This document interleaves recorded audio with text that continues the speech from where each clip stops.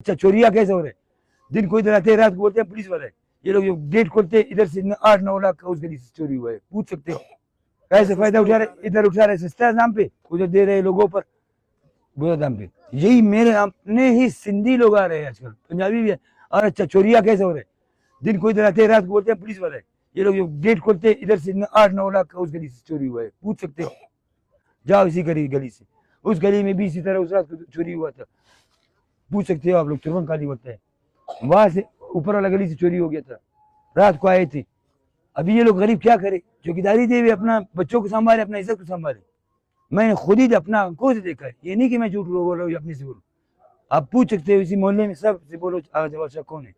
उन वो जो नफरत करते हैं, वो उनकी नफरत जो है वो मेरा काम नहीं उसमें, क्योंकि नफरत कर रहे ना कर रहे, वो उससे करे जो वापस जो आया है। देखो एक मजलूम लोग है, मजलूम लोगों से मुझे, ये जो मेरे साथ रह रहे अरबाब को मोहल्ले में, वो ऊपर गली से देखो कितने हजार लोग हैं, अभी तक खाली नहीं हो रहे। इन लोगों के साथ जो है बहुत जुल्म हुआ है। ये इधर ही छोटे बड़े हुए, इन लोगों ने अपना जमीन ही तक खरीदा, अभी जमीन हमारा, इनका जो है मुर्दे के हिसाब से जा रहा है। ये जुल्म नहीं है मेरे भाई।